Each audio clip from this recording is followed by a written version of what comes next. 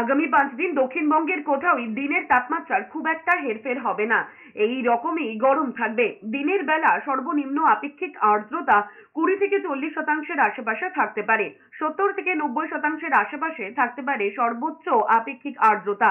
ফলে ভ্যাপসা গরমে অস্বস্তি আরো বৃদ্ধি পেতে পারে। আলিপুর আবহাওয়া দপ্তর জানিয়েছে, বুধবার পর্যন্ত পশ্চিম মেদিনীপুর, ঝাড়গ্রাম, মুর্শিদাবাদ, বাঁকুড়া, বীরভূম, দুই বর্ধমানে তীব্র তাপপ্রবাহের পূর্বাভাস রয়েছে। সেখানে জারি করা হয়েছে লাল সতর্কতা।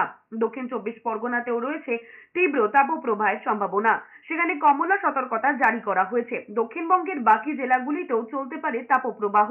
বৃহস্পতিবার তীব্র তাপপ্রবাহের সম্ভাবনা রয়েছে বাঁকুড়া, বীরভূম, পশ্চিম মেদিনীপুর, দুই বর্ধমানে। সেখানে জারি করা হয়েছে লাল সতর্কতা।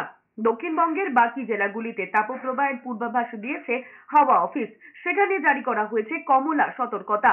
শুক্রবারও দক্ষিণবঙ্গের পুরুলিয়া, বাঁকুড়া, বীরভূম, ঝাড়গ্রাম, দুই মেদিনীপুর, দুই বর্ধমানে তাপপ্রবাহের জন্য কমলা সতর্কতা জারি করা হয়েছে। বাকি জেলাগুলিও নিস্তার পাবে না তাপপ্রবাহ থেকে। আগামী 5 দিন বড়সড় তাপমাত্রার বদল উত্তরবঙ্গেও নেই। সোম এবং মঙ্গলবার তাপপ্রবাহের পূর্বাভাস মালদা, দুই দিনাজপুরে।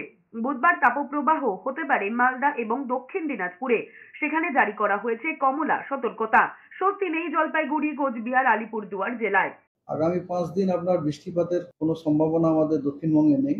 হিটওয়েভ বা সিভিয়ার হিটওয়েভ এটাও কিন্তু দক্ষিণবঙ্গে বেশ কিছু জেলাতে জারি থাকবে। কিন্তু উত্তরবঙ্গতেও বেশ কয়েকটি জেলাতে হিটওয়েভ থাকার সম্ভাবনা যথেষ্ট আছে। নর্থের জেলাগুলিতে কিছু না হোক কিছু কিছু জেলাতে প্রায় প্রতিদিনই বৃষ্টিপাতের একটা সম্ভাবনা আছে। 1 তারিখে দার্জিলিং, কালিম্পং, জলপাইগুড়ি এবং আলিপুরদুয়ারে থান্ডারস্টর্ম, রেন, লাইটনিং, ঝোড়ো হাওয়া, সর্বোচ্চ গতিবেগ 40 থেকে 50 কিলোমিটার পার আওয়ারের সম্ভাবনা আছে।